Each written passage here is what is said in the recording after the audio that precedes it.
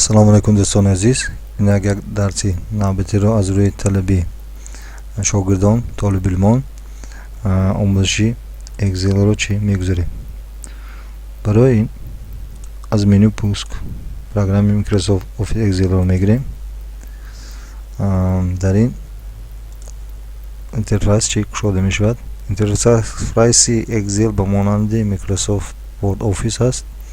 استاف کار از متکسرین سوامش مانند فقط در اینجا چی از یک چیکای خودش هست که در اکسل همین یک چیکا ما چی کاماند میدیم.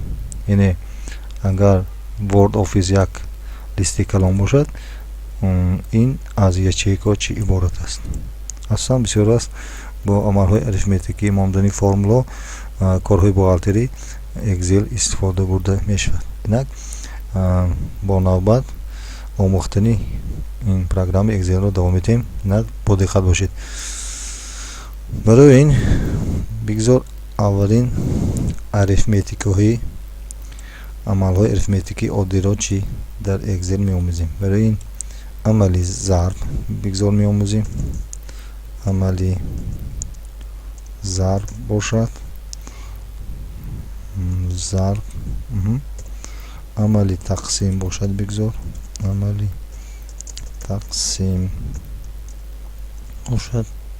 بگذار مانا برید را چطور ما چی من در چه کارو وسیع کردشم شما هم با چنین طرز چی وسیع میکنید. یعنی موش رو به اینجا میارید. وقتی که این خیالات رو نشان داد این اشاره رو نشان داد شما میتونید به دست راست درازتر کنید. اینشم به دست راست درازتر کنید. اینشم با چنین طرز به دست راست. بگذار سوم عمل باشد. عملی چی عملی طرح باشد. ایمش چی باشد؟ چهارمش عملی چی جمع باشد. جمع باشد. اکنون بینید اینا با مانند این میتوانیم ما رنگش رو دیگر کنیم. خواهیم ژیرنی کنیم. با مانند ورد اوفیس میتوانیم آباد کنیم. آباد که چیزا گردی چی همین چیز ها با مانند عملی میکروسافت ورد اوفیس.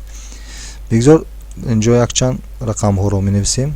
در همین رقم ها رو در هر یک فرمولا چی دیده میونه. بگذار هر گونه رقم چی باشد. بگذار این رقم باشد. بگذار این رقم باشد. بگذار این باشد. بگذار برای آموزش من چی رقمی که به دستم به فکرم اومد نوشته شدم. لیکن این برای فقط چی برای یادگیری. حالا بگذار همین. اکنون ما میخواهیم که هر دو همین رقم رو چی ضرب زنیم مابین خودش. چخیل این در فونکسی اکسل استفاده بوده میشد. عملی ضرب. ببینید موش رو به همین خانچه میزنیم. علامتی برابر رو در کلاویاتور زیر میکنیم. علامتی برابر رو یافته. بعد این خانچه رو میگیریم و من ببینید ویدیلی شد. ضرب زم میگویم. علامتی ضرب رو در کلاویاتور میجیخیم. بعد با موش دویم خانچه رو چی زیر میکنیم. یعنی ما همینطور به همین یچیکا چی فرمولا رو زدن دادیم. یعنی فرمان دادیم که همین خانچه همین عملی ضرب رو نسبت دو رقم به وجود آورد. ببینید همین خانچه رو این خانه به چی ضرب داد. بعد عملی اینتر رو در کلاویاتور زیر میکنیم. اینتر.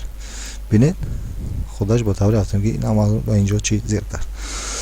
اکنون این دویومش رو نیست همتی کنیم هم میشود. من علامتی برابر در کلاویاتور. بعد این خانچه بعد ضرب در کلاویاتور این خانچه اینتر. لیکن یک حسابی کاری آسان است. برای این چه خیلی میکنیم. اگر ما خواهیم که هر دو این رقم های در پایان بوده با معنی خودش همین ستونش ضرب شود ما با پروگرام فرمان داده میگوییم که همین عمل رو همین عملی ضرب رو با پایانگی ستونچه ها نیست چی تطبیق کن. یعنی استرکه ها تطبیق کن. برای این کنجه که این رو بیاریم موش رو علامتی پلوس کی سیاه پیدا می شود. جمعیت سیاه پیدا می شود. بعد میجیخیم با دست چپی موش. بعد با پایان چی کشاله میکنیم. این خیلی چیز پیدا می شود. انا ببینید به طور اتوماتیکی عملی ضرب به این ستون ها هم چی تطبیق شد. ана акнун мегузарем ба амали тақсим. ба амали тақсим низ ба чунин зарб монанд аст. баробарро дар клавиатура меҷиқем, мегӯем ки ана ин сутунчаро зарб разан ба ин сутунча, ё мебахшед тақсим буда, амали тақсим мекунем, тақсим кун ба ин адад мегӯем, меҷиқем. баъд клавиши интерро зер мекунем, тақсим кард. акнун боз мегӯем ки нисбати ҳамин хоначаҳо, ҳамин ду ададҳо амали тақсимро иҷро кунем. барои ин бо кори осон мебарем плюси ки ҳосил мешавад, бо муш дасти чапаш зер мекунем ва поён. амали тар ҳам чунин аст. баробарро меҷиқем, мегӯем ки ин хоначаро аз ин хонача чӣ тар кун. интерро зер мекунем. инро низ чунин мегӯем ки мана ин кашола мекунем бо поё минус дар нисбати ин ададҳо минус чӣ татбиқ ёфт. амали ҷамъ ҳам чунин аст. баробарро зер мекунем. ин хонача ҷамъи дар аз клавиатура ҷамъро зер мекунем, мегӯем ба ин хонача чӣ ҷамъ кун. интерро зер мекунем. бинед 159 8ро чӣ ҷамъ кард. баъд мегӯем ки дар ин хонача ҳамин амалҳоро чӣ худат ба таври автоматикӣ ҷамъ кунем. барои ин боз меҷиқем. вақте ки плюсак ҳосил шуд, дар ин ҳолат намешавад, дар ин ҳолат хато мешавад, дар ин ҳолат намешавад. дар ҳолате ки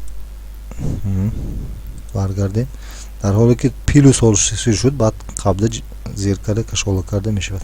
кашола мекунем. ана бинед чӣ ҳосил шуд.